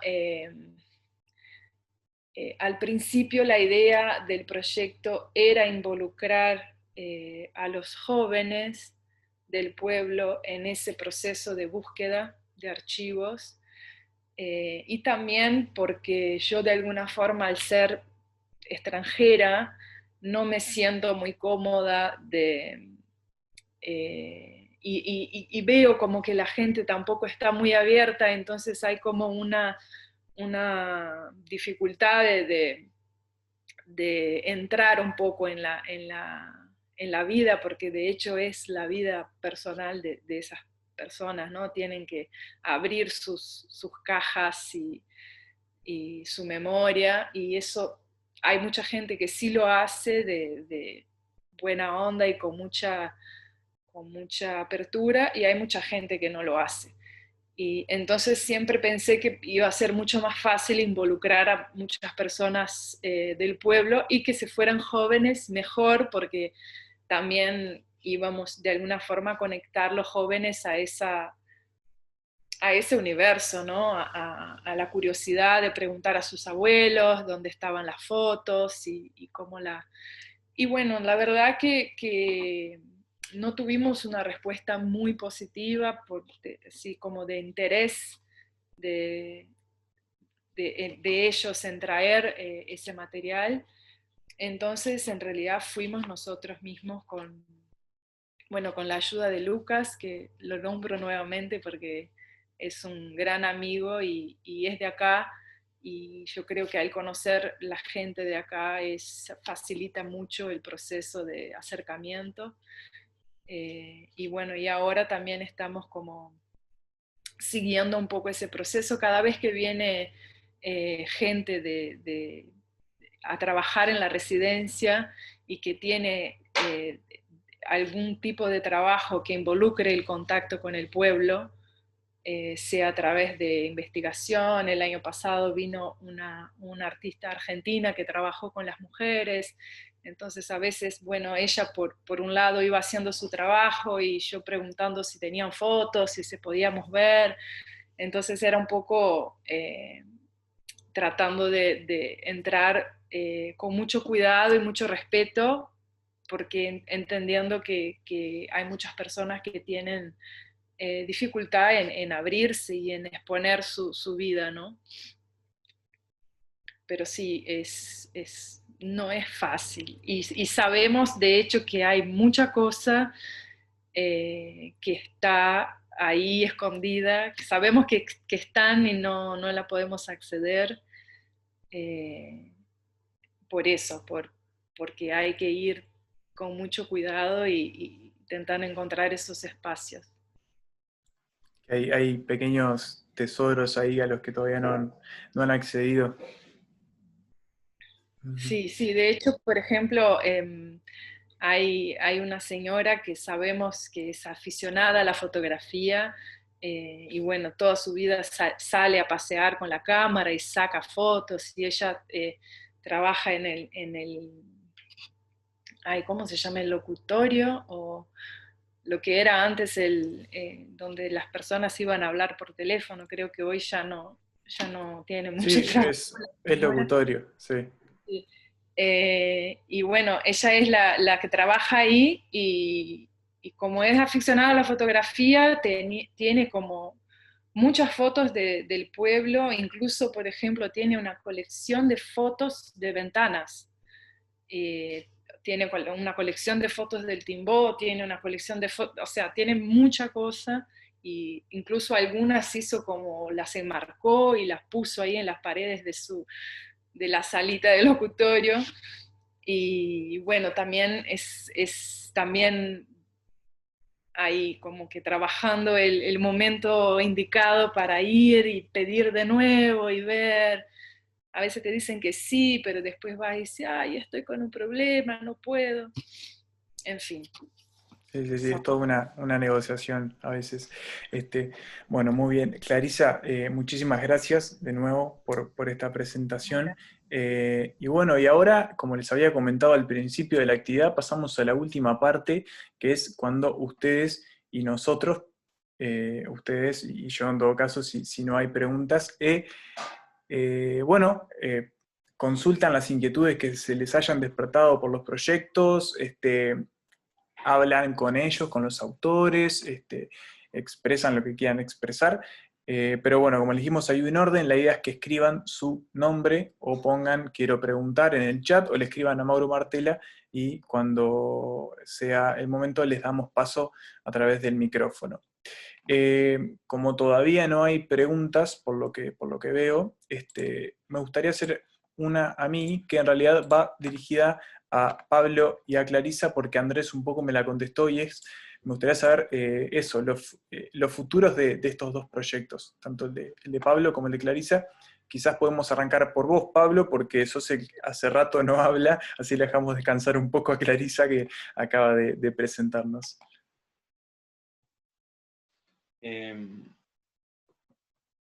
No, la verdad es que no, lo único que me planteo en cuanto a lo que viene de este trabajo es cómo poder trabajar de forma más intensa, cómo poder entrar más profundo.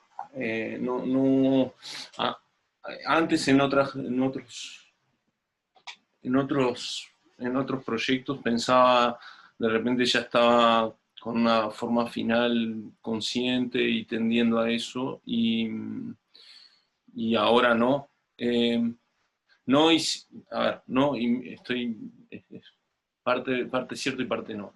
Estoy cambiando mi formato. Yo hace años que estaba trabajando con formatos grandes y exponiendo en formatos de 1 metro por 70 y a veces más grandes, y me cansé un poco de eso, y me cansé un poco de las impresiones de chorro de tinta, y estoy reviendo todo eso. En realidad, ahora lo que hice todo el día fue trabajar copiando en Palladios, y lo que estoy haciendo es tratar de volver a un formato más pequeño, y por varias razones. No solamente una cuestión de tamaño, sino también me aburrí mucho de lo plástico que me parece el chorro de tinta, y de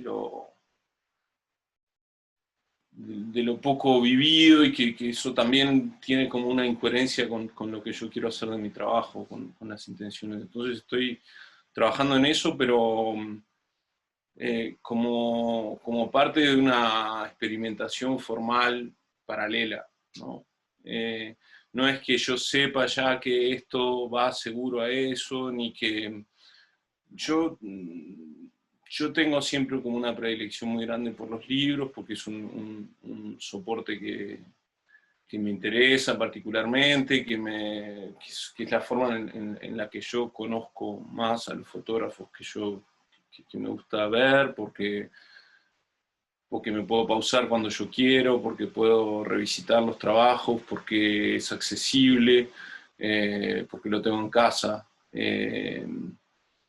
Y creo que hay hasta una forma como de intercambio con el libro que no tengo en el espacio expositivo. Y después también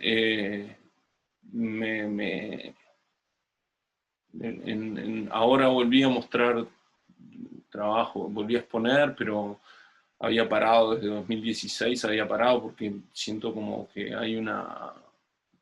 siento una gran frustración con las muestras. Es algo que lleva un montón de trabajo, un montón de energía, y llegas ahí, hay un vernissage, y estás como en el aire, así, y nadie tiene nada. O sea, la gente va y toma copas, y en realidad nunca tengo, no sé, es como que me quedo con las ganas de tener un intercambio que nunca llego a tener, y bueno, eso me frustra un poco. Claro. Pero así no tengo la respuesta más concreta a tu pregunta. No tengo un formato. Estoy muy preocupado todavía por lo que estoy haciendo. Después, parece que eso va a venir después, cuando haya más. con el desarrollo del proyecto.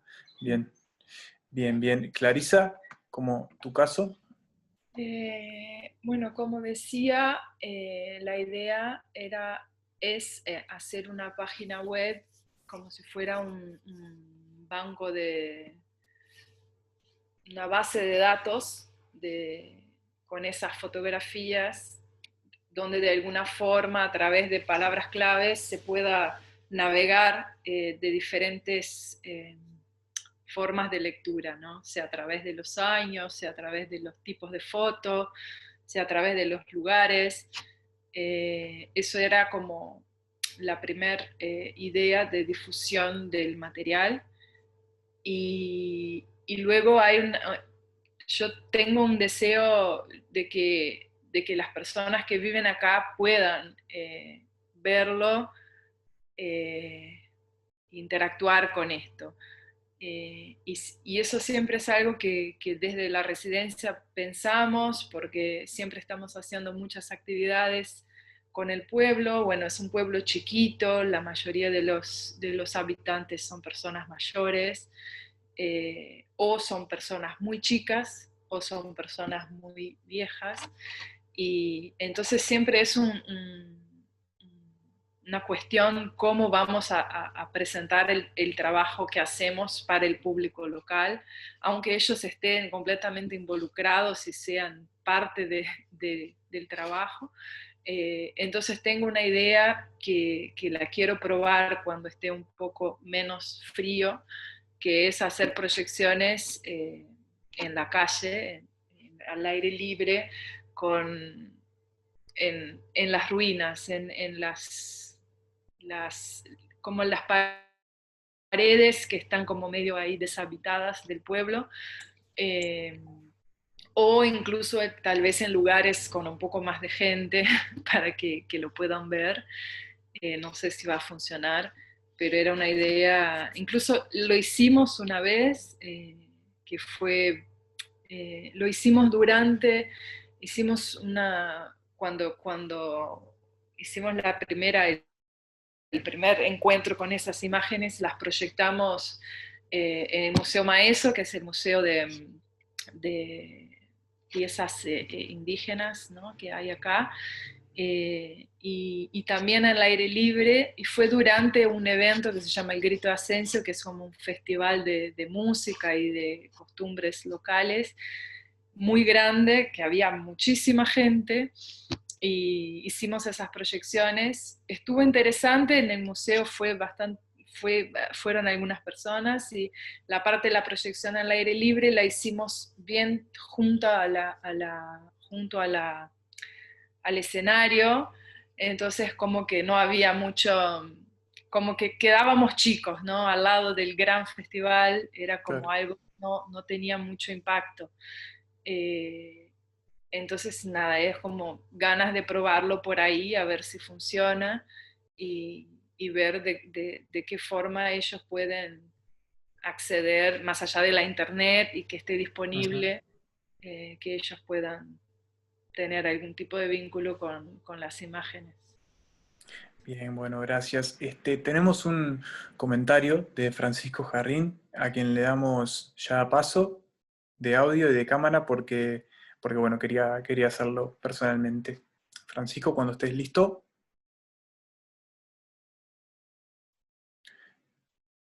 ¿Estás por ahí?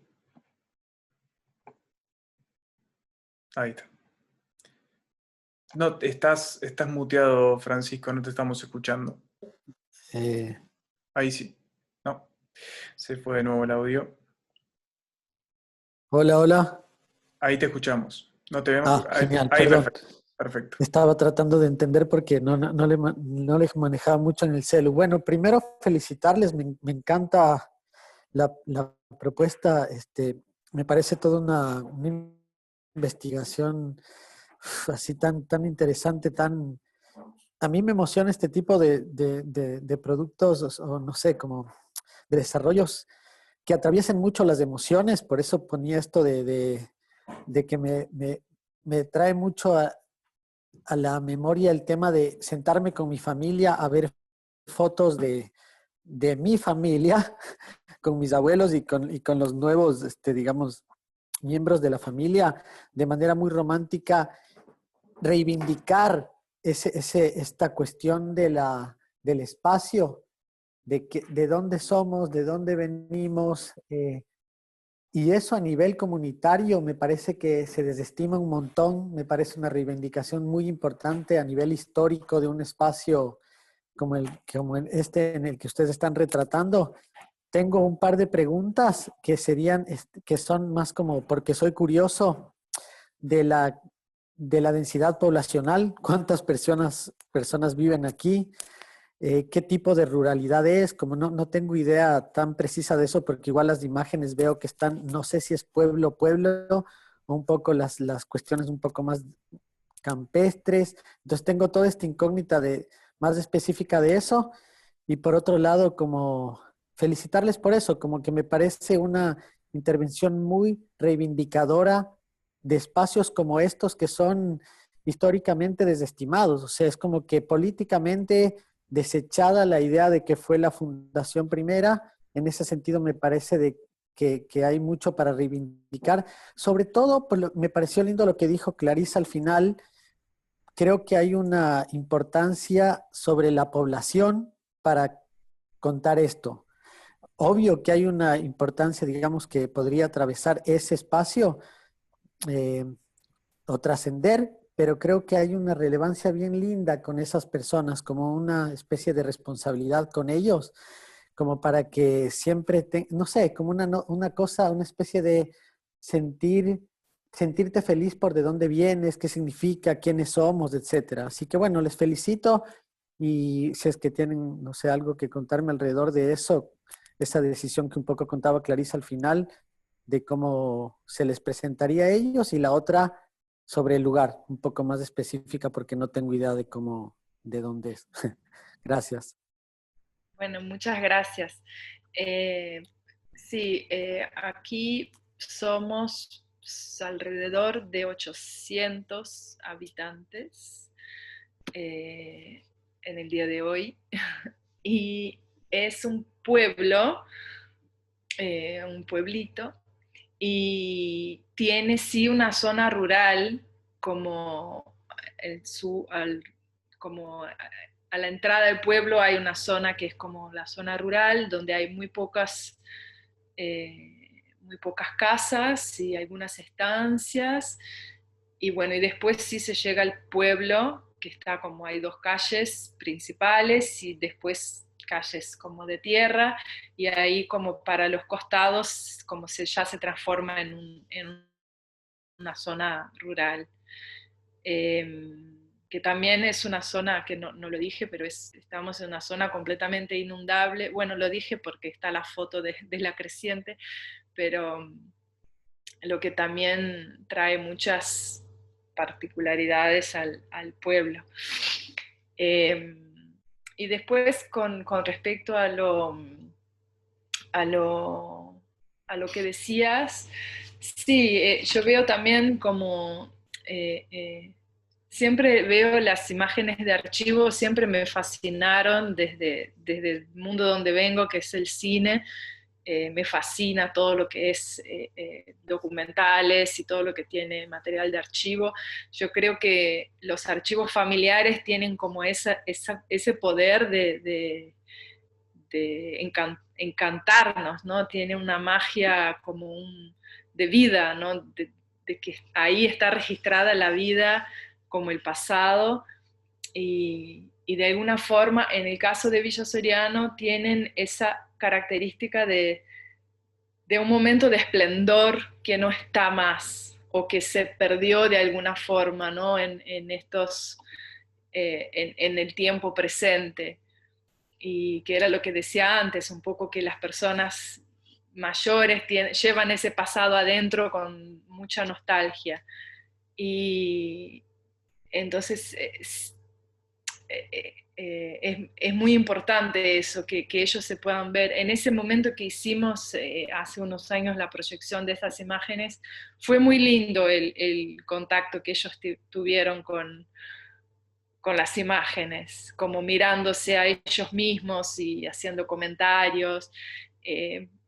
mi idea era un poco repetir ese proceso, pero que tratar de hacerlo como más, involucrar a más gente y que ellos puedan, y no solo los dueños de las fotos, pero también insistir un poco con la juventud, porque el trabajo de la residencia está muy direccionado a los jóvenes que están acá, que muchos no tienen mucha perspectiva, ¿no? Ya cuando tienen un poco más de edad se van, y como que para que ellos también puedan ver qué es lo que, de dónde vienen, ¿no? Y qué es lo que van a dejar ellos para el futuro. Como que de alguna forma tratar de involucrarlos y que se interesen también por ese vínculo. No sé si te respondí bien, si Andrés quiere comentar algo también, porque está involucrado el proyecto, así que... Andrés, ¿querés agregar algo de lo que hablaban Clarisa y Francisco? Bueno, aprovecho a saludar a Francisco y agradecerle las preguntas. Estuvimos compartiendo ahí el fin de semana en el MUF. Em, yo creo que, bueno, más que nada esta cuestión del compartir y tratar de generar identidad y tratar de pensar sobre quiénes somos, de dónde venimos, ¿no? Entonces, siempre estamos con un pie hacia el pasado nosotros, ¿no? De lo que hacemos acá en Villa Soriano. Siempre estamos como tratando de entender o de indagar y que de alguna forma cuidar y proteger y poner almohadoncitos a la memoria del pueblo. Por eso nos interesa trabajar con los viejos, ¿no? Venimos generando desde hace tiempo también como si fuera un banco de sonidos, de entrevistas de horas y horas de los pobladores más viejos. Varios ya de los que le hemos hecho esas entrevistas ya no están, ya se murieron y bueno, ese material nos va quedando y de pronto de alguna forma estamos como registrando esas anécdotas de esas personas que nada, dejan su cadencia, sus tiempos, sus historias, su memoria ahí registrado en sonido y que no sabemos, no entendemos muy bien del todo, no está muy bien definido porque esto no es un abordaje científico, obviamente que no somos antropólogos, siempre está como desde nuestro lugar, que está más relacionado a una mirada artística, ¿no? Entonces siempre hay como un abordaje poético, por llamarlo de alguna forma, em, que bueno, en lo que tratamos de hacer es que ese material y esa vida y esa experiencia no se pierda, ¿no? Por eso siempre nos interesa estar en contacto con los viejos y un poco con los jóvenes también, como para hacer ese cruce generacional y que la memoria esté ahí, siempre latente, ¿no? Siempre en discusión. Bueno, muchas gracias Andrés y de nuevo gracias Francisco por la intervención. Tenemos una pregunta de Gustavo de Argentina. Gustavo, cuando puedas hacerla, adelante nomás. ¿Ahí se me escucha? Te escuchamos perfecto y te vemos también. Buenísimo. Dale, muchas gracias. Primero, un abrazo enorme ahí a Andrés, que lo conozco, compañero. No, me interesaba preguntarle a Clarisa sobre ese trabajo que está haciendo, cómo una vez que accedes, ¿no?, a la familia y a esos registros que tiene la familia, si haces un registro del registro, o sea, si haces una foto de la foto, ¿cómo te quedás con ese material, ¿no? Porque me imagino de antemano que seguramente, digamos, es algo como muy preciado y es complejo que seguramente te lo den, ¿no? Y después se me ocurre, ya ahora que puedo hablar, le extiendo la pregunta, si hay, digamos, como una pregunta sobre la foto, ¿no? Para contextualizarla y demás, y que ese archivo justamente se enriquezca, ¿no?, con esa historia, ¿no? Que no sea una foto como aislada, que si bien está en un contexto sin duda, pero que tenga como otra info extra que seguramente aporta un montón de datos interesantes. Sí, gracias. la pregunta. ¿Me escucha? Sí, perfecto, te escuchamos, claro. No, ahí te dejamos... Ah, no, te escuchamos, sí, perdón. Gracias por la pregunta. Esa también estaba anotada acá como desafíos y dificultades. Sí, como vieron en la presentación que mostré, muchas de las fotos que tenemos fueron fotos de las fotos, que fue como que la tecnología que teníamos a mano en el momento en que se hizo el encuentro, ¿no? Que se produjo el encuentro. Después, hace poco conseguimos un escáner con más calidad, como para poder digitalizarlas en mejor calidad. Y sí, es como, es la doble dificultad. Primero acceder al archivo y después que te lo presten para que llevemos a casa y digitalizarlos. Esa es la forma en la que estamos haciendo ahora, los traemos a casa y los digitalizamos. Y con el escáner, pero sí, antes eran como más la foto de la foto, que no es lo ideal, pero era lo que había. Y después sobre el contexto, sí es algo que me interesa mucho.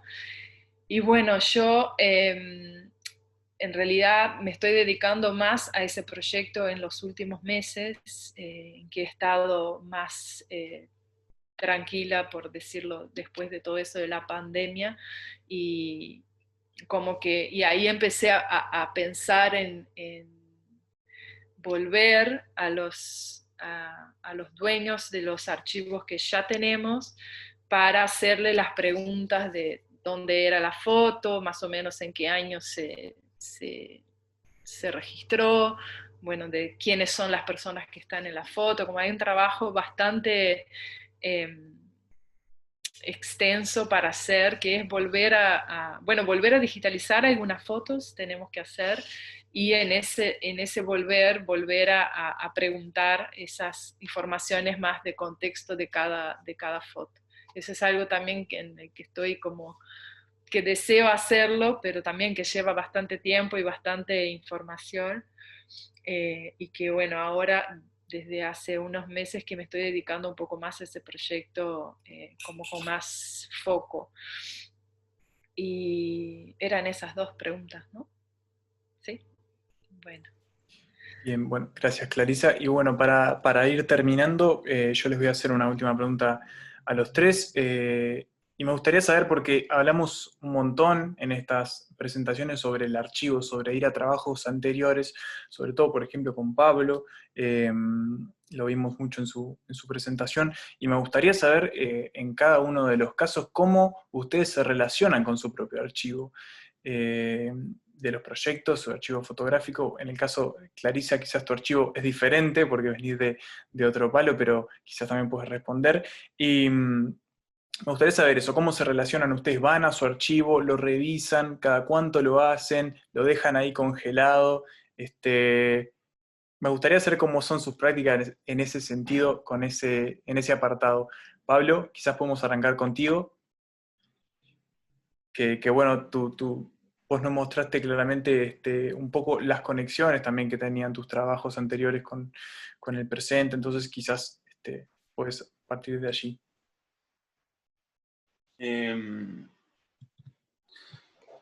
Sí.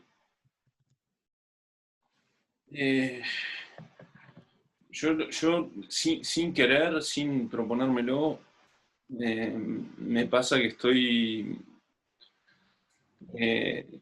dejando un tiempo largo muchas veces entre el fotografiar y el ver lo que fotografío, y el elegir y el trabajar sobre eso. Ahora es un momento muy particular porque justamente el archivo fue un refugio muy particular con esto de la pandemia el confinamiento y todo lo demás, acabó confinamiento obligatorio y a mí, yo además estaba en un momento bastante particular de mi vida y bueno, estaba bastante solo y la verdad es que me sirvió mucho tener ese poder fue como una cuestión de mucha profundidad, ¿no? Yo no separo mucho, yo en mis negativos están mis fotos de familia, mis fotos de trabajo, todo mezclado, no es que yo hago una cámara para una cosa y entonces en una película tengo un tema. Entonces entrar para mí en el archivo es una cosa muy movilizadora por momentos, ¿no? Ujú.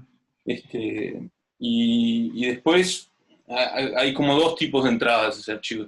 Está ese tipo de entrada por primera vez y después está lo de revisitar un trabajo viejo y verlo de otra forma o con otra distancia, que eso me parece un ejercicio siempre interesante, ¿no? Porque a veces uno está muy arriba de la búsqueda de algo cuando está trabajando en caliente y nada, te podés saltear cosas o hay cosas que adquieren más interés con el tiempo y me parece un ejercicio interesante, pero más o menos esas son las dos formas de vincularme. Después, para terminar, hay algo que me parece fundamental a mí, es que está todo bien con el archivo, pero a mí me interesa estar haciendo mucho. Y lo del archivo en ese sentido, yo tengo cuidado de no quedarme ahí, ¿no? Me parece como una cosa bien importante también. Claro, puede ser, decir que puede llegar a ser como una especie no sé si la palabra es trampa, pero eso, de que puedes como quedar enganchado en el archivo sin darte cuenta, quizás. No como algo universal para todo el mundo ni para todo tipo de trabajo. Para mí puede ser o sea, no lo es porque de hecho me peleo con eso, pero Claro. yo trato de estar trabajando siempre, de estar como eso de pegarte contra las cosas, que esté siempre. Y no pasarme, bueno, ahora con la pandemia fue particular, pero no pasarme encerrado en el taller trabajando en el archivo, sino que en un momento Bien, necesito volver, me parece. bien, bien. Pablo, y antes de pasar con el resto, hay una pregunta más para vos de parte del público. Es de Daniel Fite, que no tiene ni cámara ni audio, así que te la voy a leer yo.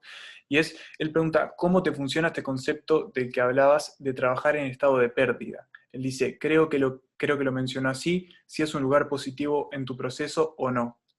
Esa es como la pregunta.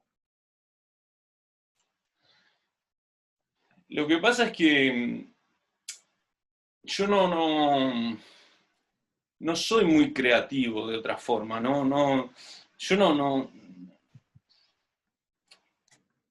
como, a mí, yo cuando estoy fotografiando a alguien, muchas veces no doy órdenes, no doy una consigna. Yo necesito que las cosas pasen y, y trabajar en ese lugar. Yo no construyo bien, si tengo que construir. No soy un tipo que pueda hacer una foto de naturaleza muerta y organizarla yo. No soy, de verdad, no es que esté. Me sale muy mal. Entonces Claro. la pérdida lo que me permite es entrar como en un estado de recibir. Es una pérdida, pero yo estoy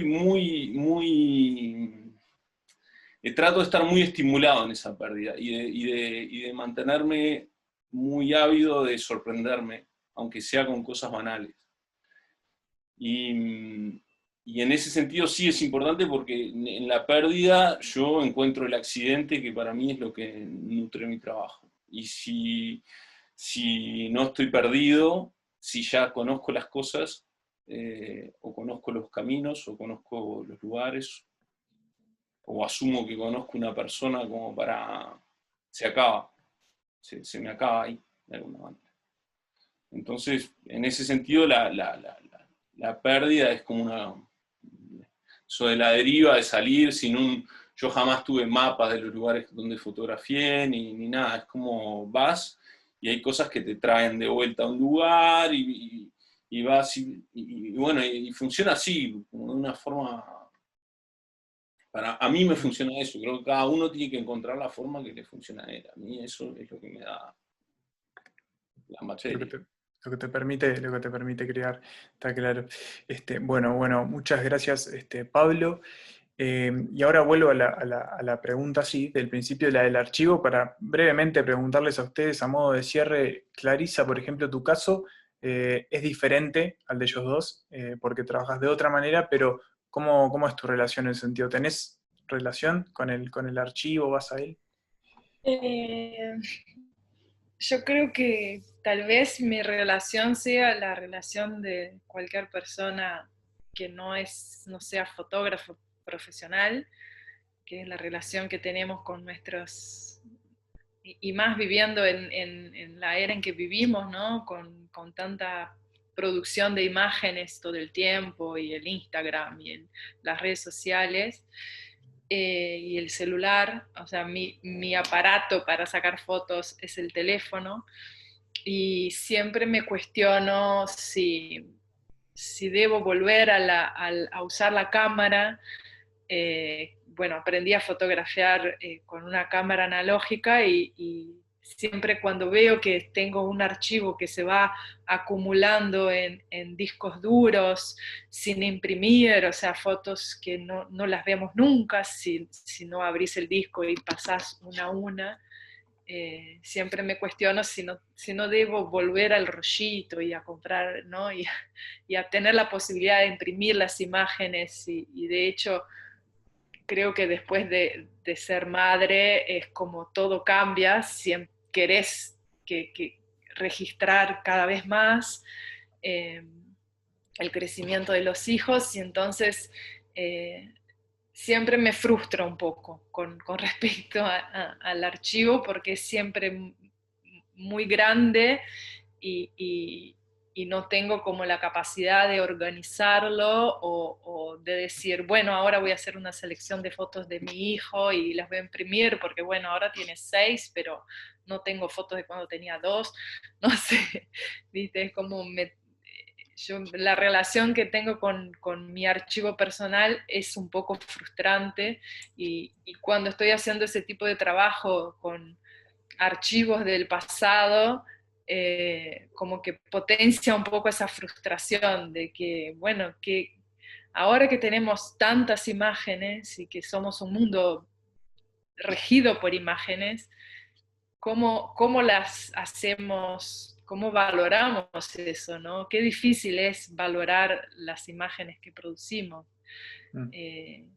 Yo Sí, creo que sí. de alguna forma tengo esa sensación así el otro día hablaba también con una amiga que después de eso todo del coronavirus, que decía, es horrible, como miro imágenes de febrero y tengo nostalgia, porque en febrero hacía cosas que ahora no puedo hacer, y como que el mundo sufrió un cambio tan gigantesco, que también nos relacionamos de forma diferente con imágenes que son muy recientes. Así que no sé si Bien. contesté, pero Sí, sí, creo que sí. más o menos todos tenemos un poco esa relación, ¿no? Esa Supongo. relación. Ujú. Bien, y Andrés, en tu caso, te tocó cerrar, ¿cómo es? Tengo que cerrar pum para arriba. Tenés que cerrar, queda bajo tu criterio. Bueno, eh, yo medio que voy aprendiendo, ¿no? A medida que van pasando los años, voy de una forma muy, muy torpe aprendiendo. Y en todos estos años que me he dedicado a sacar fotos y a filmar y eso, lo he hecho con lo que tenía a mano. Nunca pensé en, bueno, el formato como algo. No pensé en el archivo, y tengo mucha cosa digital. Recién ahora, en los últimos tiempos, he empezado, como se me ha empezado a sumar esos discos duros, que es algo a lo que siempre vuelvo. Yo, por ahora, que estoy bastante joven, me acuerdo que tengo en cada disco y sé si tengo una foto, me acuerdo de todo mi archivo prácticamente. Entonces siempre lo estoy reciclando, siempre vuelvo a los discos para poner un proyecto, para traer y hago mezclas entre los proyectos, voy y vuelvo.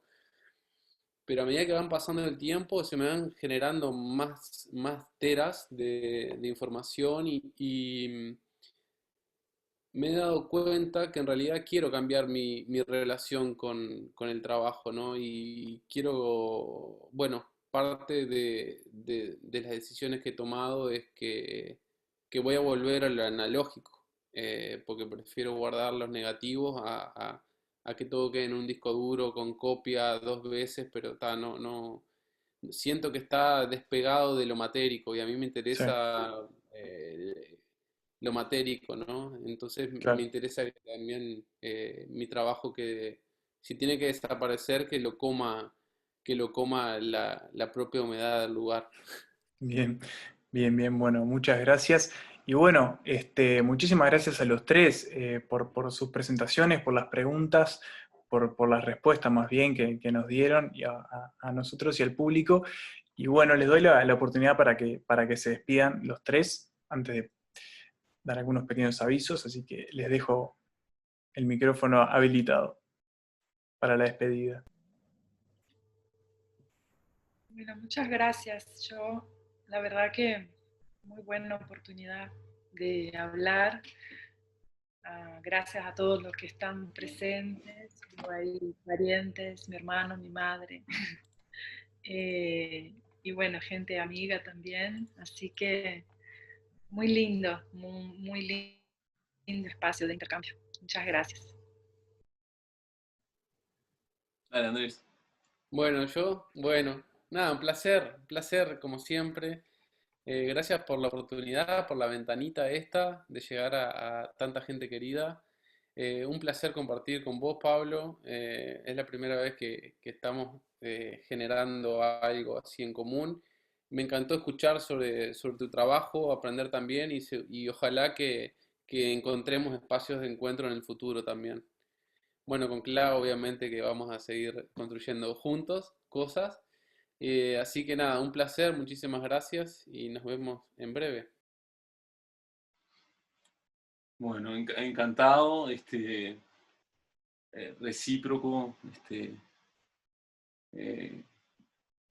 placer escucharlos y nada, yo no puedo decir que sea un placer hablar en estos ámbitos. A mí es un ejercicio que doy desde hace muchos años y que me remueve mucho y me cuesta, así que me disculpo un poco por los nervios. Del principio me cuesta mantener la organización del esquema de lo que me armé para tratar de formular. Pero bueno, es así y hay que aceptarlo de alguna forma. No me puedo pelear contra eso, No, igual te salió muy bien, se entendió muy claro, así que te puedes quedar tranquilo de que el mensaje se transmitió perfectamente. Bueno, y antes de que se nos vayan, tenemos que pasarles algunas brevísimas noticias, unas noticias que queremos compartir con ustedes. Para empezar, la noticia del comienzo del Festival de Fotografía MUF que organizamos del CDF. El fin de semana pasado, los participantes y activadores de la plataforma Caminos Conjuntos se encontraron virtualmente y comenzaron con los grupos de proceso de trabajo de cara al año que viene, al 2021.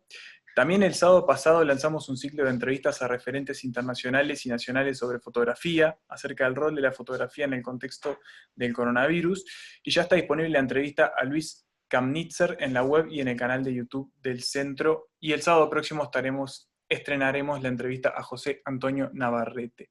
La semana que viene también vamos a tener el encuentro con el fotógrafo brasilero Daniel Moreira en el marco de su muestra Trilogía Limítrofe, la cual puede verse en la Fotogalería del Prado hasta el 10 de agosto. Y por último, la semana que viene vamos a estar lanzando Documentar la Pandemia, un ciclo de audiovisuales breves donde fotógrafos de prensa o documentales de la región cuentan cómo están desarrollando su cobertura de la coyuntura actual.